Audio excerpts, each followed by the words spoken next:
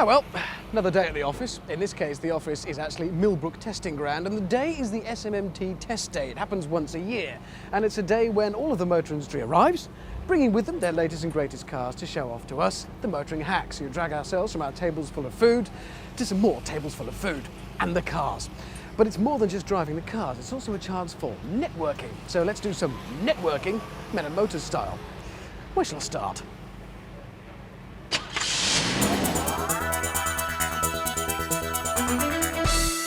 Well, as if it wasn't already nuts enough, and it is, the Multipla, they've gone and done this. A body kitted version. We've actually driven this on the programme before, and, well, that really is completely balmy. Josh, what are you doing? That thing's mad enough anyway, look at it. I mean, look at it. It's different, it's innovative, it's what people are looking for, something different. The body kit, the Body Beautiful, just got better.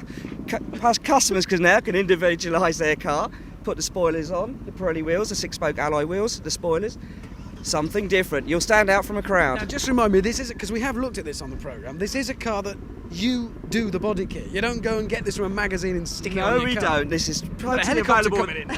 This is totally available from our accessory brochure. You don't have to buy everything. You can buy the rear spoiler, the side skirts. You can buy everything individually. But we think it looks funky, Richard, don't you? It's a people carrier. It's for carrying the kids, not for... It's giving you a statement. There you go. You can make it look how you want it to look. Yeah, it certainly looks very different. And I've got to ask you as well, I'm putting you on the spot, because you don't know I'm going to ask you. These lights. Yes. Why are they there then?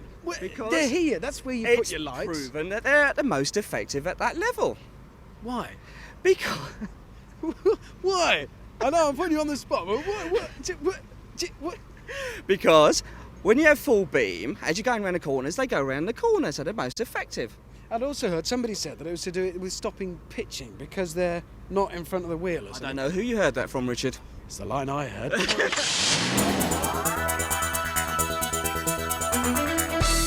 And we've got Seat, and it's a Vision in yellow, Wayne. I've never seen so much yellow, and I've got to say, so many different yellows. Different shades of yellow, yes. Yeah. Well, generally, you're just icons of good taste and style at Seat. What's going on? We knew the weather would be awful, because it's always awful here at Millbrook. So we just thought we'd try and bring some sunshine to the event, and also get ourselves noticed as well, because there's some very beautiful cars here. And some very glamorous cars, and let's face it, we're all a bit of a tart in this industry. And when you've got the beautiful lights of Maserati here, we need to get some attention here, hence the very clashing shades of yellow, and us, we are wearing our shades as well. But you are still balmy as a company. Did you actually set a field of light for us or not? Oh, no, that would be telling, wouldn't it now? But it does get some very good television, I understand. I've yet to see it, but I hear it's very good.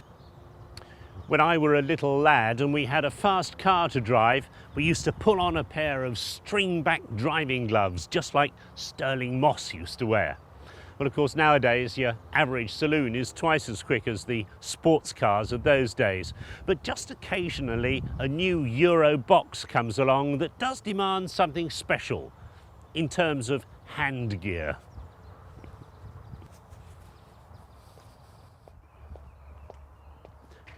Because this is the Seat Leon 20T Turbo, 180 brake horsepower, 0 to 60 in around 7 seconds, a maximum of 140 miles an hour, and a 6-speed gearbox. What are we waiting for?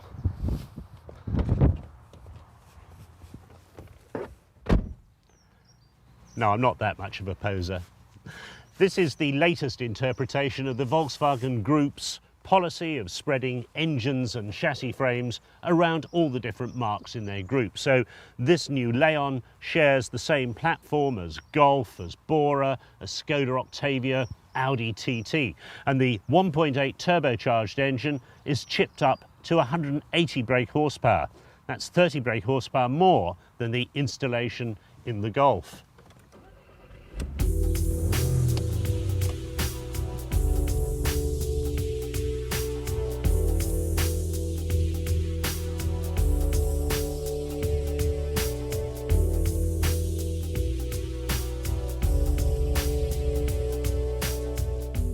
So what's it like to drive? Well, with one blot on my otherwise unblemished licence, I'm not about to try and find out on open roads for the next couple of years at least.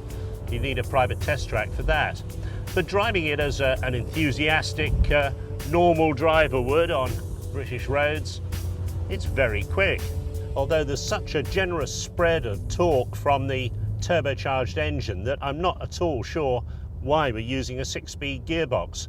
I suspect it's there for street cred more than anything else. With these big fat Pirelli P6000 tyres and the wide alloys, you'd expect adhesion and road holding to be very good, and it is. You can really throw this Leon around. But for my taste, they've strapped the suspension down a little bit too hard, and this ceaseless jogging over bumps and imperfections, even on quite smooth motorways, would really get on your nerves after a while.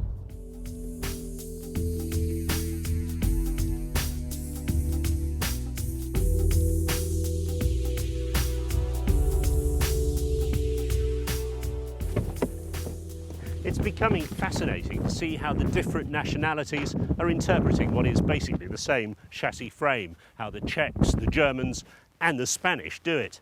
This, after all, is the Seat Golf, is the Leon, as opposed to the Toledo, which is the Seat Bora, if you follow me. I think the Spanish have done a brilliant job, and this really looks good. And you can't dispute the fact, it really is a hot car.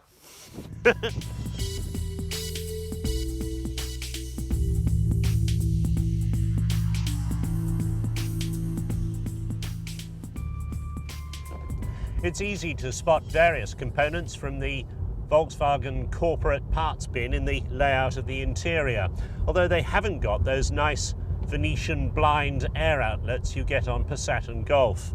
Apart from that though, damped cup holder, a very nice stereo CD player, air conditioning and climate control, all as standard.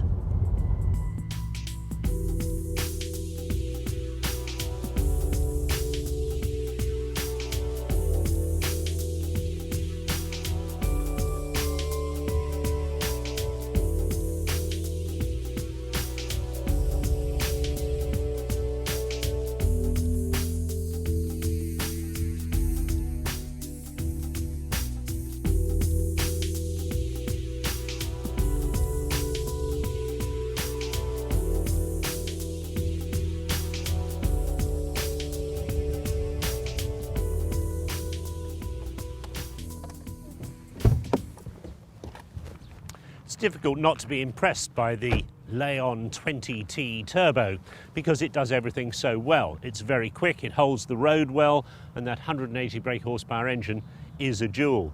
Best news of all is the price. This is £15,999 all in. Now the equivalent 5-door Golf GTi with only 115 brake horsepower is £1,000 more. So this car makes an awful lot of sense.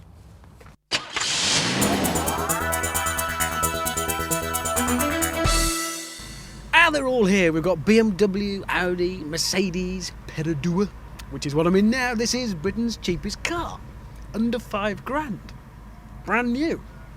It's the Nippa from Perodua, and this is Tim, the man looking after him. Hi. Britain's cheapest car. Yeah. Why? I mean, tell us about it. It's Britain's cheapest car. It's made in Malaysia. It's a joint venture originally between Daihatsu and Malaysia. And they developed the car as a car for the Malaysian people. Proton was the first national car, which was a mid-range car. This was a smaller car for the everyday running. If it was developed for the Malaysian people, Yes. how's it going to go down with the UK people then?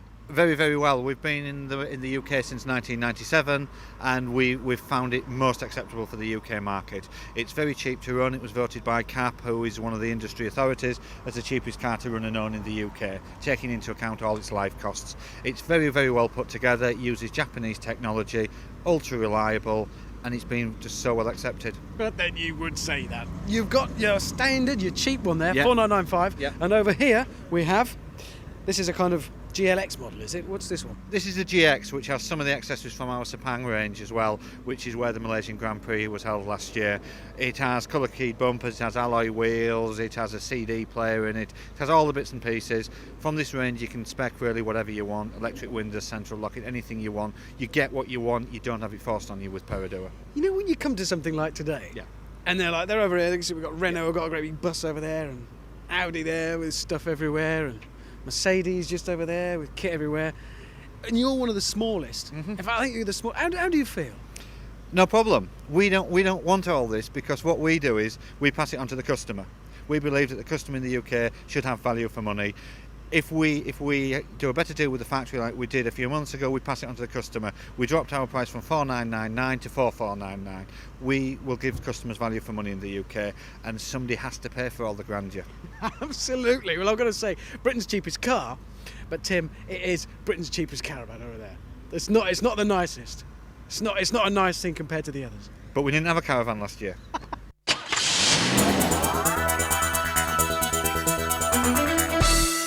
God, it's not pretty, Ian. It's not. Well, you could argue the case that it's not pretty. It's very aerodynamic. It's purely aerodynamics, which is why the back wheels are covered. I may not necessarily like it, but that's the way it is. A lot of people have said it's like a Citroën, but technology certainly isn't. It's form following function, isn't it?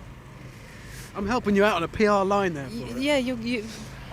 It's the insight, and it does. No messing here. This is fairly obvious. 83 mpg, and it is clever, and clean. Who thought clever and clean? I think it could be, as we discussed, a pure Japanese translation thing here. Which, I mean, at the end of the day, it is clever and it is clean. Why? Tell us. How's it clever? How's it clean? Well, clever because of the technology that's under the bonnet. You know, Toyota have got a hybrid as well, but apparently it works very different to ours. Ours is more of an assist. It doesn't need charging. It'll charge itself. It governs itself. The harder you accelerate, the more assistance it gives. When you come to engine brake, it will then charge itself. So clever because it's doing it all for you. You just drive it like a conventional car, and obviously with the 83 miles per gallon, clean as well. Ah, right, of course, because it's less emissions, etc. Yeah. Clever and clean. 83 mpg. They don't have that written on them, do they? No. Now, what are these available now? Are they going to be available? Is it a concept? Available at the moment. There's 5 in the UK, which I'm using. I'm doing purely PR stunts with them. Like this one, for example, we're using these. We're actually doing some pace cars for marathons. We've got a big clock that goes on the top. So what I was saying that it's so clean, emission-wise, that runners aren't afraid to run behind it. So we're trying to do extra things just to generate publicity for it, because I don't know if the UK market's necessarily ready right now for it. January, it will be on sale. So for the moment, for the next 6 months, we're just going to be generating any form of PR we can to say, look, this is the way we think cars are going to go. We're Honda, we're the first people doing it. Join us in part 2 for some more networking, some more cars, and a great big lorry.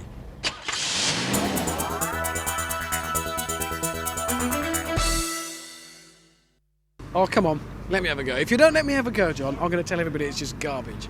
Well, I'm afraid you can't. As you can see, it's up on a ramp at the moment, and we're not letting anybody drive it. Sorry, not today, mate. Always got excuses. This is the A2, of course, new one from Audi coming up. When are we going to see this on the road? Oh, before the end of the summer, probably September, in the high street. You've got massive expectations for this thing, for such a small car. Why is it so special? I mean, it's a small Audi, that's unusual. Well, it's like an aeroplane, you see. It doesn't look like it, but it's actually made of aluminium. See? So it's very light. It's about 40 kilograms lighter than any other car of this sort of size. And you've done lots of clever jiggery pokery, so we can have a look at. I guess, can we look in? Yeah, of course we can at least look in, even though we can't drive it. There we go. You've done Lovely. clever bits and pieces inside as well. Yeah, it's got huge volume inside. It's as big inside as, say, an Audi A3, and it's got this clever thing called a space floor at the back here, where you get the floor is very deep, so you get lots of leg room. Oh, having a look in the back. Without lots of overall length. Oh yeah, you can. You see, if you've got tall people in the back, not a big concern for me, but somewhere to put your feet, which is useful, of course. Now, not many small cars have got that. Certain competitors, Mercedes, obviously, have their A-Class. This is a very hotly contested segment, isn't it? A kind of luxury small car. How confident are you going to do well? We're going to do very well. The problem with this car is we won't be able to make enough of them. We're actually only predicting selling 4,000 of these. So it's going to be hard to get, and I think 98% of them will be architects. That's my prediction. There is a kind of architectural look to it, isn't there, really? But you've always had that designer sporty feel, and you're building on that. You've got coming up all-road, which is like an off-roady thing. Yeah, it looks like an Audi A6 Avant, but actually it's a fully spec'd off-road machine with low-ratio gears, 4-height air suspension, and it'll do anything a pucker off-roader will do, plus it's excellent on the road as well. It's as good as a regular A6 Avant on the road. And then you've got the one that you're going to give me one free to keep forever and ever, which is the RS4, which Yes. is going to be quite a thing. Yeah, I'm afraid it's only 380 bhp though, so that only makes it the most powerful estate car you can get. Yeah, it's boring, isn't it, really? Yeah, Exactly. yeah, it'd be all right for shopping. Dogs all over the world are going to hate it because I mean, on the back window, Yes, completely yeah, stuck there. you won't need a dog frame because the G's will be holding them against the back window. You're absolutely right. Yeah. Pinned to the back. Oh, I've got to ask you as well, TT, that's going okay. We know it was all rather tricky, but the mods have all been done. Everything's cool Yeah. there. Anybody wants to buy one, they'll probably have to wait about 3 months, but ESP and it's all on there. There's still a waiting list for those things at 3 Oh yeah, months. yeah, and it's going to increase again, we reckon. Wow. Yeah. Yeah. So good times for Audi then, and we can't have a go in that, even though I just said nice Yeah, things. sorry about that. Yeah, but yeah, keep saying nice things. We appreciate that. Thanks. No, I hate it. Keep it. It's horrible. Don't even like the colour.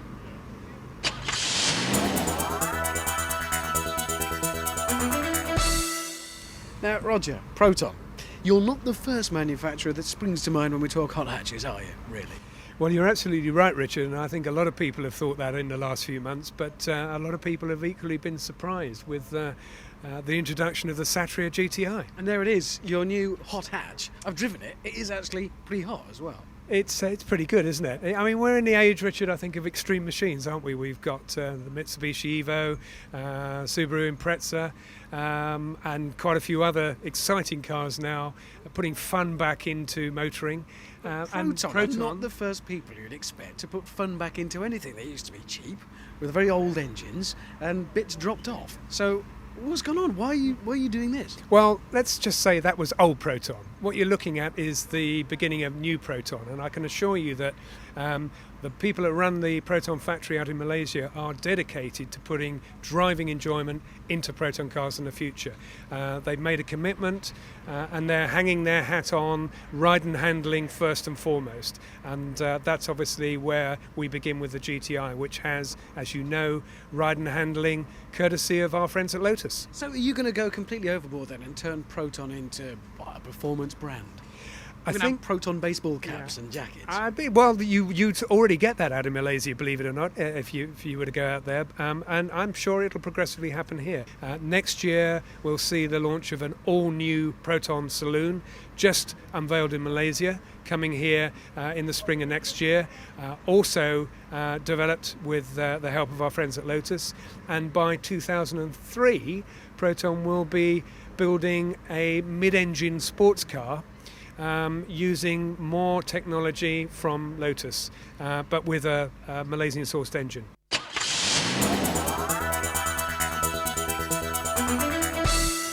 Well, you couldn't come here without having a go in something, and you wouldn't want to go in anything boring. So we've gone big. Very big. Very, very big. It is, in fact, a very big lorry. My favourite things. And I'm going to drive it. And you're going to find out how. And I'm really excited. Wow. It's enormous in here, and this is to prove how enormous it is, because in here we have Tony, who's going to be my instructor. All right, we've got Keith over here, who's another lorry driver, and we've got Paul, who's been at bodyguard all day, making sure we don't get up to any mischief here at Millbrook, all in a lorry. Oh, and a cameraman over there somewhere. And there's probably room for about another 10 people up there, Tony. There's plenty of room up on that bunk This there. thing's Plenty of room. massive. I've been in big wagons before, but this is very big. Is this like the It's biggest? the biggest there is. Really? It's this the is biggest big as there they is. get. That's what we They like. can't get any bigger Now, than this. I'm doing my seat thing here. You told me how to operate this. Yeah, I've it's got the front one, and you'll rise gracefully. I'm rising up into the air. Now, I can't actually reach the pedals before we drive this, so how do I do that? Bar below your seat, Yeah? right down the Oh, bottom yeah, there. but just an ordinary standard Slide it bar. There we go. forward. Ah, very nice. Okay, we've got about, what, 480 brake It's horsepower? 480 horsepower, And a big trailer at the back. about 40 tons worth I'm of suddenly trailer. nervous. Eventually, after much very embarrassing and, well, not very trucker-like faffing around, I did get it started, and things then got very interesting.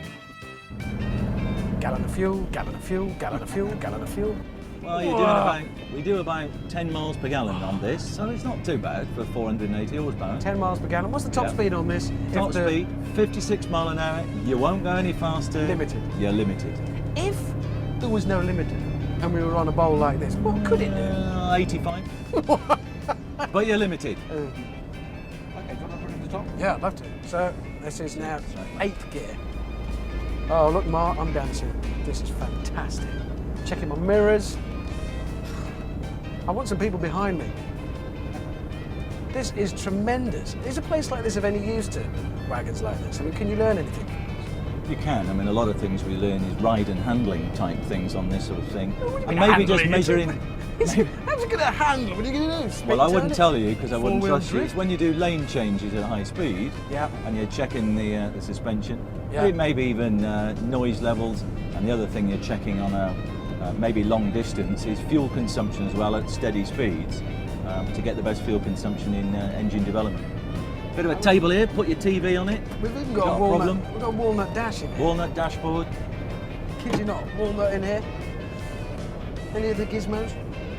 Well, it's full air conditioned luxury. You've got central locking. You've got an electric sunshine roof up at the top there. Yeah, it's about 15 Mainly because you feet can't away, get aren't you? anywhere near it. It needs to be Yeah. electric to get to it. Unless you had one of those poles like you used to when you open windows at Yeah. school. Well, it's moved on a bit. You've got a little electric switch there, just push your switch, and the sunroof opens. If you can see that in the far And some pretty night lights as well. You've got red lights for running at nighttime driving lights. So you got a nice gentle glow. You get a little bit of light in here without distracting. Well, you need the correct ambiance, Oh, obviously, if you're on a lengthy Nice trip. atmosphere. Very nice. Maybe you should invite anybody back to your cab. Should Don't you know do why. that? Should you? Why would you want to do that? Don't know, just to shut But them just up. if you did. It is so quiet in this cab, I can't believe it. Well, the noise level, you're now doing 90 kilometres per hour. in a lorry. The noise level inside here is the same as a BMW 535i at 80 miles an hour, That's quality, and isn't that's measured. it? Can I have one? Can For I about have this one? £80,000, it's all yours. I'm quite famous. I could, like, Yeah. have my name on it. Of course, the best thing about a day like this is at the end of it, we can all go home. Apart, that is, from the guy who cleans the cars. Not me.